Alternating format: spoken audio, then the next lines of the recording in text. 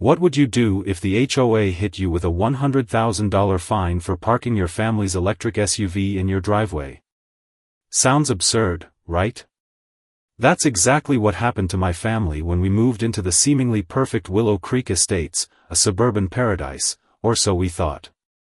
3 months ago, my wife Emma and I, along with our 2 kids, Liam and Sophie, relocated to Willow Creek, Connecticut, hoping to start a new chapter in our lives. The neighborhood looked like it was pulled straight out of a magazine: tree-lined streets, perfectly manicured lawns, and a community that prided itself on its pristine aesthetic. It was the dream environment for raising kids, complete with a top-rated school district and a sense of security we'd always craved. But there was one thing we didn't fully understand when we signed the paperwork: the iron fist of the Willow Creek Estates Homeowners Association, HOA. Sure, we'd heard whispers about strict HOAs before, but how bad could it really be? At first, the rules seemed harmless: maintain your yard, no gaudy decorations, and keep the mailbox in line with the community aesthetic. It all felt reasonable. Then we met Karen Wilkins. The president of the HOA, Karen was the self-proclaimed guardian of Willow Creek's values. She was hard to miss, always clutching an oversized coffee mug with "Queen of Everything" scrawled across it, patrolling the neighborhood with an eagle eye for rule breakers. At our first community event, Karen approached Emma to criticize the color of the flower pots in our backyard. "They're not compliant with the Willow Creek palette," she said with a tight-lipped smile, leaving Emma to chuckle nervously while muttering under her breath, "This is going to be interesting." Little did we know just how interesting things would get. One crisp Saturday morning, as I was preparing to take Liam and Sophie to the park, a thick envelope from the HOA arrived in our mailbox. Inside was a notice that nearly made me drop my coffee: a $100,000 fine for parking a commercial vehicle in our driveway. My shiny blue Rivian electric SUV, the same one I'd saved for years to buy, was now being labeled a commercial vehicle? My jaw dropped as I reread the letter, disbelief turning into sheer outrage. "This has to be a mistake," I told Emma, shoving the letter in her direction. She scanned the page, her expression hardening with every line. "There's no way they can justify this. We've parked that car here since day one, and no one said a word." That was the beginning of our nightmare, and, as we would soon discover, Karen's iron grip on Willow Creek Estates. But Emma wasn't one to back down, and what started as a ridiculous fine would soon become a battle that shook our entire neighborhood. Because sometimes, standing up for what's right isn't just about principles, it's about survival. Would you believe me if I said the HOA's iron grip could turn your dream home into a nightmare in less than 24 hours? The $100,000 fine sitting on our kitchen counter wasn't just a shock, it was a declaration of war. Emma and I had no idea that the very organization meant to protect property values could flip our world upside down with a single piece of paper. We spent the entire morning trying to wrap our heads around the absurdity of the situation. "Commercial vehicle?" Emma muttered, pacing the kitchen with the HOA letter in hand. "Since when does an electric SUV count as a commercial vehicle? Did I miss the Rivian delivery van fleet or something?" I reached for my laptop, determined to dig into the HOA bylaws. Page after page of mind-numbing regulations, but not a single word about banning electric vehicles. The rule they claimed we had violated stated, commercial vehicles are prohibited from parking overnight in driveways. It was clear they had twisted this to fit their narrative. My Rivian was a family SUV, not a delivery truck or work van. Emma, always the practical one, suggested we call the HOA office to clear up the confusion. "This has to be a mistake," she said. I wasn't so sure. The phone call was an experience. Karen Wilkins herself answered, her voice dripping with condescension. "Mr. Miller," she began, as if addressing a wayward child, "the rules clearly state no commercial vehicles are allowed. Your electric SUV fits the board's criteria for a commercial vehicle." I gripped the phone tighter. But it's not a commercial vehicle. It's a personal family car. There's nothing in your bylaws that. She cut me off. The board's decision is final. You have 30 days to pay the fine or face a lien on your property. Wait, I said, anger bubbling in my chest. How did you even come up with $100,000 as the fine amount? That information is confidential, Karen replied curtly. If you have further questions, you may submit them in writing to be reviewed at our next quarterly meeting. Good day, Mr. Miller. And with that, she hung up. I stared at the phone, stunned.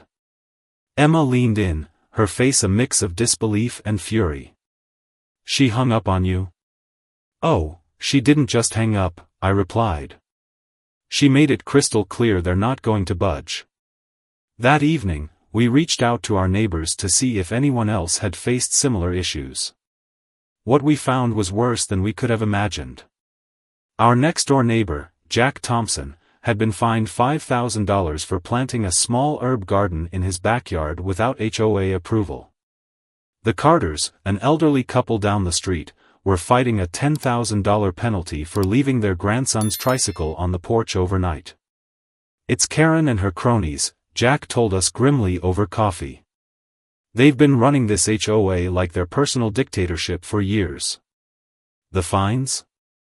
Just a way to bully people into compliance, and to line their own pockets.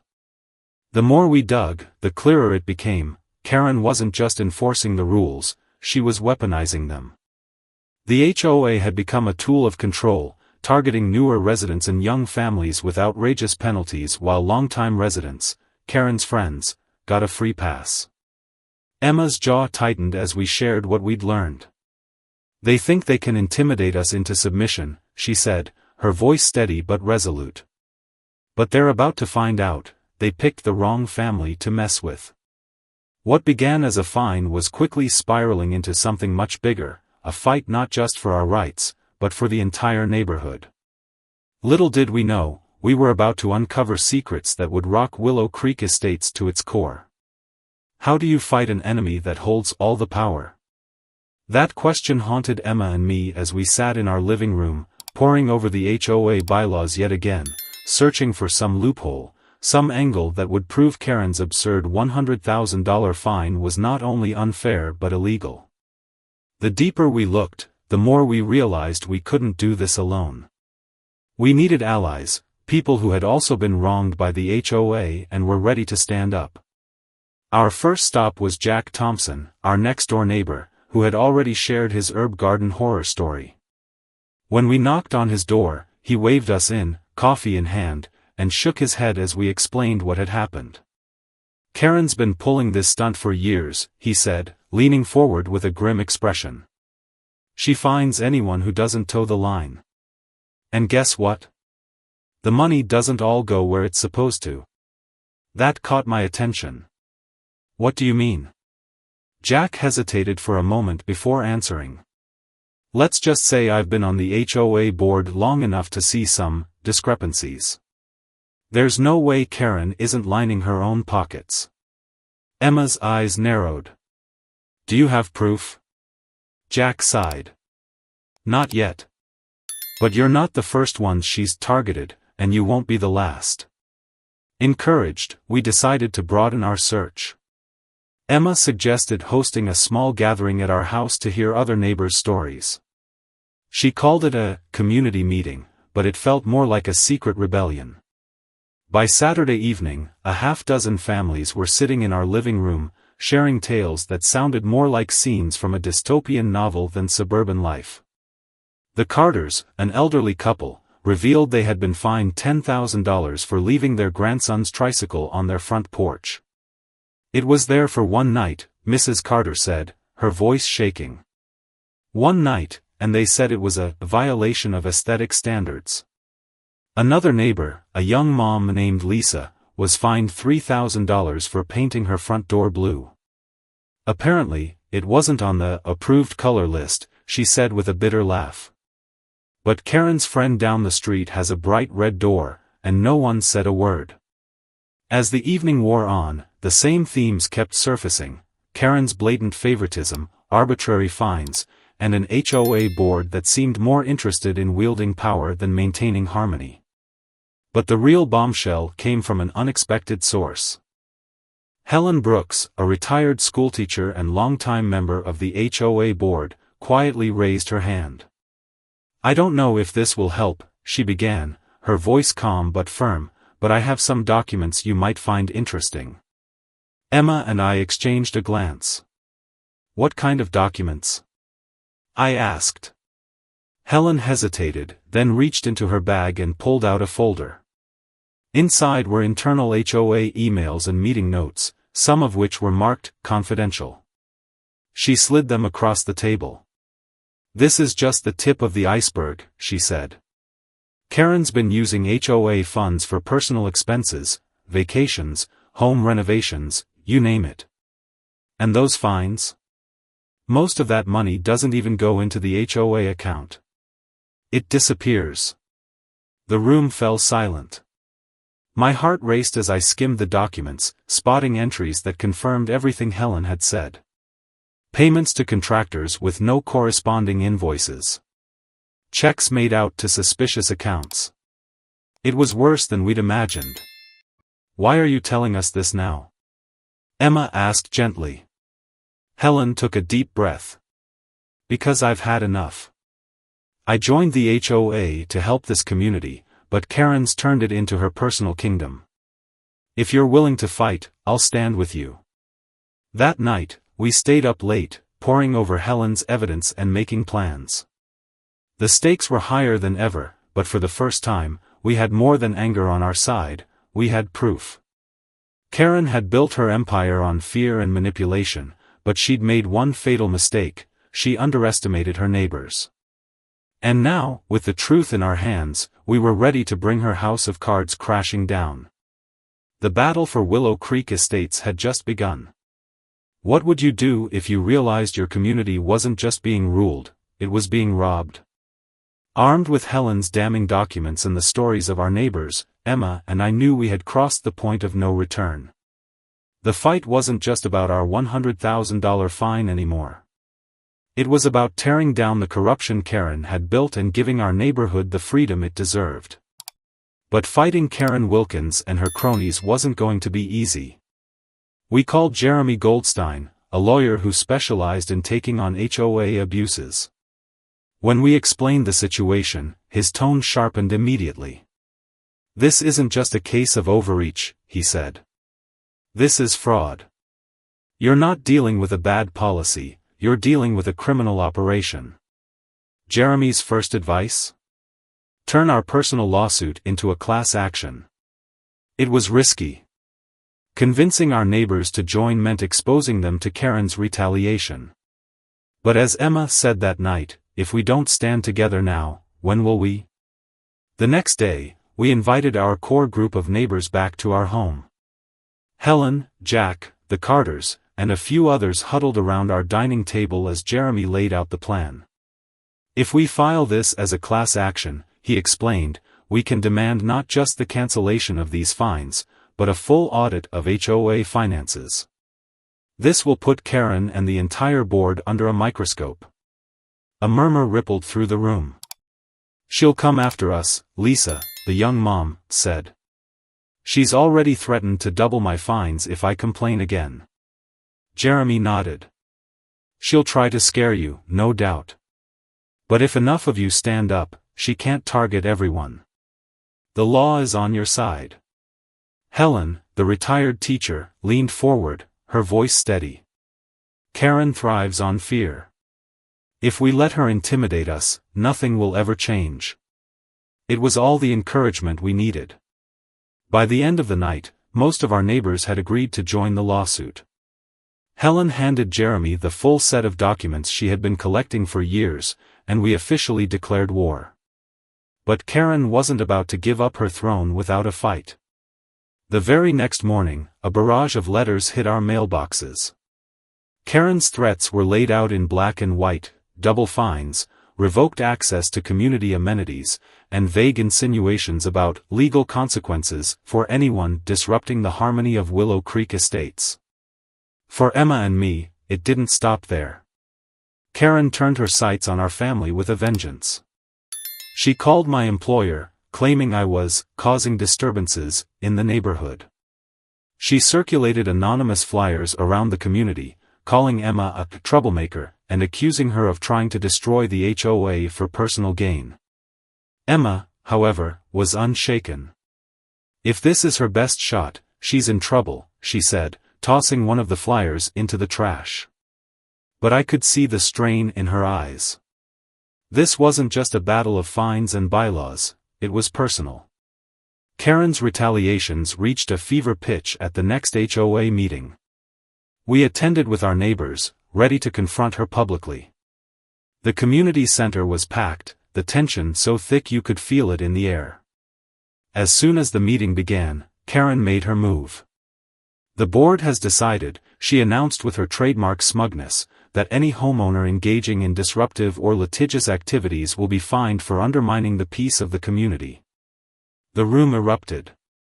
"You can't do that," Jack shouted from the back. "This is a blatant abuse of power." Karen slammed her gavel. "The decision is final." But what she hadn't counted on was Helen. Helen stood up slowly, her voice cutting through the chaos like a knife. "Karen," she said, holding up a folder of documents, "you've been abusing this community for years. I have the proof right here. And these people? They're not afraid of you anymore." For the first time, Karen faltered. Her confident smirk twisted into something darker, a mix of fear and fury. "Helen," she hissed, "you don't know what you're talking about." "Oh, I know exactly what I'm talking about," Helen shot back. "You've been stealing from us. And now the truth is coming out." Karen stormed out of the room, slamming the door behind her, but the damage was done. The crowd erupted into cheers, neighbors hugging each other and shouting their support.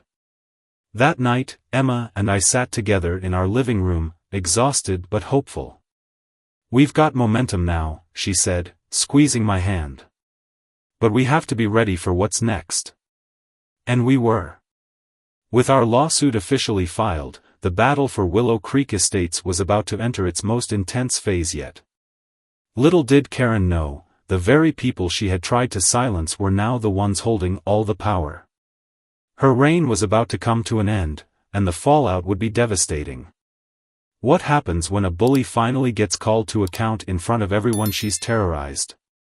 That's what it felt like walking into the packed courtroom at the Maplewood County Courthouse, knowing this wasn't just a legal battle, it was the moment our entire community had been waiting for. Emma squeezed my hand as we took our seats, her gaze steady and determined.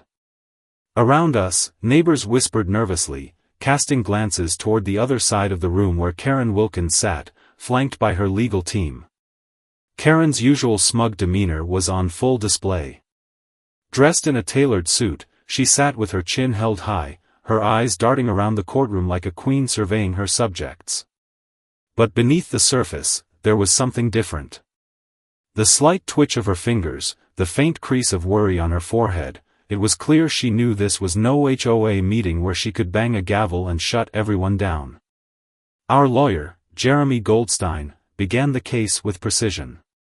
"Your Honor," he said, addressing the judge, "this is not just a case of an overzealous HOA. This is a case of abuse of power, financial misconduct, and the systematic targeting of residents who dared to stand up for themselves." He presented our first piece of evidence, a copy of the $100,000 fine letter. "This is the level of penalty the defendant HOA imposed on my clients for parking an electric family SUV in their driveway, a vehicle that violates no clear rule in the association's bylaws." The courtroom murmured as Jeremy laid out the absurdity of the fine. Then, he shifted gears, diving into the documents provided by Helen Brooks. These weren't just HOA meeting minutes. They were a treasure trove of corruption, emails between Karen and her cronies discussing how to classify fines in ways that would evade scrutiny, payments to contractors with no invoices, and Karen's personal vacations being charged to the HOA fund. When Helen took the stand, the tension reached a breaking point. Karen and I were friends once, she began, her voice trembling slightly but growing stronger with each word. I joined the board because I wanted to help this community. But what I saw was anything but help. Karen has been using HOA funds for her personal benefit, renovating her home, taking trips, even purchasing luxury goods. And the fines? They were a way to intimidate people into silence. Karen's lawyer objected, but the judge waved it off. Helen continued, her voice steady. This isn't about maintaining the neighborhood. This is about control and greed. The courtroom erupted into gasps when Jeremy unveiled the final blow, a chain of emails showing Karen had received kickbacks from a local real estate developer. In exchange, she had pushed newer families into selling their homes by drowning them in fines, allowing the developer to buy the properties at reduced prices. Karen's confident facade cracked. This is ridiculous, she shouted, leaping to her feet. These people are lying. I've done nothing but protect this community. The judge slammed his gavel. Mrs. Wilkins, control yourself, or I will have you removed. It was a surreal moment. Karen Wilkins, the woman who had ruled Willow Creek Estates like a queen, was now exposed for what she truly was. And while part of me felt vindicated, another part couldn't help but feel pity. She had spent so much time building her empire of fear that she couldn't see the cracks forming beneath her feet. The day ended with the courtroom buzzing. Karen's reputation was in shambles, and the evidence was overwhelming. As Emma and I walked out hand in hand, surrounded by neighbors who were now more than just allies, they were friends, I couldn't shake the feeling that this fight was bigger than us. It wasn't just about one family or one fine. It was about proving that even the most entrenched power could be toppled when people stood together. The battle wasn't over yet, but for the first time, the tides had turned. Karen's empire was crumbling, and there was no stopping it now. What does justice feel like? For us, it was equal parts relief, vindication, and the overwhelming realization that we'd finally broken free from Karen Wilkins' tyranny. As the judge called the courtroom to order for the final time, the tension was palpable. Emma squeezed my hand, her knuckles white, while neighbors sat forward in their seats, holding their breath. Judge Harrington adjusted his glasses, his expression stern as he addressed the court. In the matter of Miller et al. Versus Willow Creek Estates Homeowners Association, this court has reviewed the evidence, testimony, and arguments presented. The findings are as follows. The room was so silent you could hear a pin drop.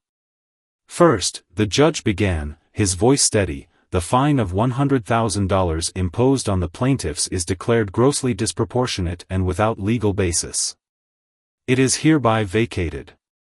A collective sigh of relief rippled through the courtroom, but the judge wasn't finished. Furthermore, the Willow Creek Estates HOA has engaged in a pattern of selective enforcement and financial mismanagement. These actions constitute an abuse of authority and a breach of their fiduciary duty to the residents. Karen's face turned ashen. The once confident woman who had strutted into the courtroom like royalty now looked like someone realizing her empire was about to crumble. She whispered something frantically to her lawyer, who could only shake his head.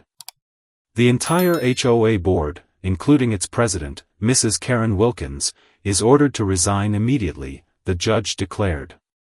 A new election will be held within 30 days, overseen by an independent mediator.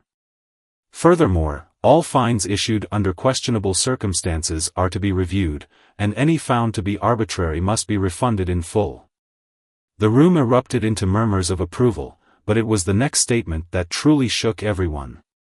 This court also finds evidence of fraudulent activity and financial embezzlement. The documentation provided by the plaintiffs reveals misuse of HOA funds for personal expenses and potential kickbacks from external entities. These matters will be referred to the district attorney for further investigation and potential criminal charges. Karen bolted upright, her voice shrill. This is outrageous. You can't do this. The judge didn't even flinch. Mrs. Wilkins, you are reminded to conduct yourself with decorum in this courtroom. Further outbursts will not be tolerated.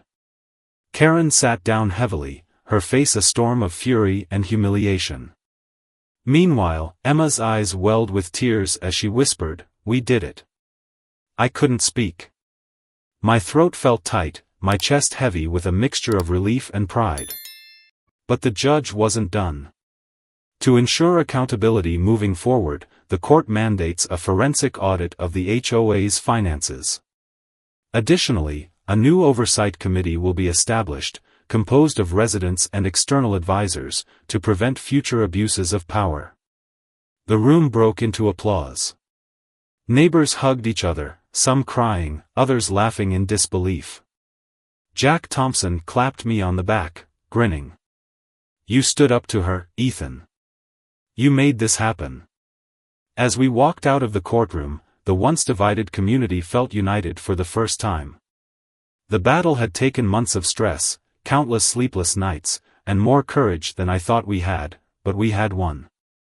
Not just for ourselves, but for everyone who had ever been bullied by the very organization meant to serve them. Karen was escorted out a side door, avoiding the reporters waiting to ask questions. Her fall from power was swift and absolute, and though she tried to maintain her composure, the cracks in her armor were visible. It was over for her, and she knew it. That night, Emma and I sat on our porch, watching Liam and Sophie play in the driveway. My Rivian, the so-called commercial vehicle that started this entire mess, was parked exactly where it belonged, a symbol of our victory. "We fought back," Emma said softly, her voice filled with pride. "And we won." I nodded, finally allowing myself to smile. Justice didn't come easily, but when it did, it was worth every fight, every moment of fear, and every ounce of determination. Karen's reign was over, and Willow Creek Estates was finally free. What happens after the tyrant falls? That question lingered in the air as our community began the arduous process of rebuilding from the wreckage Karen Wilkins had left behind. The court's decision had brought justice, but the aftermath was a mix of relief, anger, and profound reflection. For some, the wounds Karen inflicted would take time to heal. The fallout for Karen was swift and severe. Within weeks, she and 2 other board members were charged with embezzlement, fraud, and breach of fiduciary duty. As more evidence surfaced, the scope of their corruption became even clearer. Karen had siphoned off tens of thousands of dollars to fund personal home renovations, luxury vacations, and even designer handbags, all under the guise of administrative expenses. When the day came for her to vacate her mansion-like home, neighbors watched quietly from their porches. Karen walked to her car with her head down, her once commanding presence reduced to a shadow of its former self. Some felt vindicated. Others, like Helen Brooks, felt conflicted. "She was my friend once," Helen admitted to me during a quiet moment. Her voice cracked slightly, and she dabbed at her eyes with a tissue. "We built this community together. I never imagined it would come to this." Her words stuck with me. Karen's story was a cautionary tale about how power corrupts, but it was also a sobering reminder of how even good intentions could spiral into darkness when unchecked. But there was no time to dwell. Willow Creek Estates needed a fresh start. A special election was held to form a new HOA board, and for the first time, the process felt inclusive. Residents who had once been silenced by fear now eagerly submitted their nominations and campaigned for transparency and fairness. Helen was unanimously elected as the new president, a move that brought tears to her eyes during her acceptance speech. "This is not about undoing the past," Helen told a crowd of cheering neighbors. "It's about building a future where every voice is heard, every rule is fair, and every resident feels they belong." Under Helen's leadership, sweeping reforms were implemented. The draconian rules Karen had enforced were stripped away. Gone were the arbitrary fines and nitpicky regulations about mailbox colors and lawn heights. In their place came a new code of fairness, crafted with input from residents of all backgrounds. Community forums were held to discuss these changes, and for the first time, the HOA became what it was always meant to be, a tool to serve, not oppress. One of the most emotional moments came when Helen announced the establishment of a community restitution fund, created from the money Karen had embezzled. This fund, Helen said, her voice trembling with emotion, will be used to repair the damage done, to our community, to our trust, and to our neighbors. Tears filled my eyes as I saw Mrs. Carter, the elderly woman who had been fined for her grandson's tricycle, smiling for the first time in months. "It's not just about the money," she said softly. "It's about knowing we matter. That someone's finally looking out for us." The neighborhood began to heal. Jack Thompson and I organized a community cookout at Whispering Pines Park, a celebration of resilience and renewal. Kids laughed as they raced through the fields, while parents exchanged stories of how they had survived Karen's reign. Emma, always the voice of strength in our family, stood at my side, holding Sophie in her arms as Liam played soccer with other children. For the first time in years, Willow Creek felt like a true community, a place where people cared for one another, not because of rules, but because they wanted to. Karen, meanwhile, sat in the stark reality of her consequences. Reports surfaced that she was negotiating a plea deal, but her reputation was beyond repair. The Queen of Willow Creek had fallen, and her name became a cautionary whisper. That night, as I stood on my porch, gazing at the glowing lights of the community cookout, I felt a lump rise in my throat. We had been through so much, fear, anger, frustration, but in the end, we came out stronger. Emma walked up beside me, resting her head on my shoulder. "We did it," she said, her voice a mix of pride and exhaustion. "No," I replied, watching Liam run across the field with his new friends. "We all did it. In the face of tyranny, we found unity. In the shadow of corruption, we found hope. And in the heart of a broken community, we rebuilt something unshakable, together." What's the one thing you'd never tolerate in your own neighborhood? For us, it was watching someone like Karen Wilkins turn our community into her personal kingdom. But as I sit here now, looking out at a neighborhood transformed, I realize this fight wasn't just about taking down a tyrant, it was about reclaiming the spirit of Willow Creek Estates. The community is different now, and not just because the oppressive rules are gone or because the HOA board has been completely overhauled. It's different because of what we all learned about standing together. At the last HOA meeting, Helen unveiled a plan to use part of the restitution fund to build a community garden and install electric vehicle charging stations, symbolizing not only progress but also unity. It's incredible to see neighbors who once avoided eye contact now laughing and working side by side. For Emma and me, the journey taught us something profound. Sometimes the battles we never asked for are the ones that define us the most. The Rivian SUV that sparked this entire saga still sits proudly in our driveway, a daily reminder of how one ridiculous fine became the catalyst for change. But more than that, it's a symbol of what's possible when ordinary people refuse to back down. The ripple effects of our fight go far beyond our street. Just last week, a neighbor from the next community stopped by to thank us. "Your story inspired us to challenge our own HOA," she said, holding back tears. "We're finally being heard." It's moments like that which make every sleepless night and moment of doubt worth it. Change isn't easy, but it starts with someone saying, "Enough." So now, I'll leave you with this question. Have you ever felt powerless against HOA rules, or dealt with a Karen of your own? Share your story below. Maybe you'll find that you're not as alone as you think. And who knows? Your story could inspire someone else to stand up for what's right, just like ours did.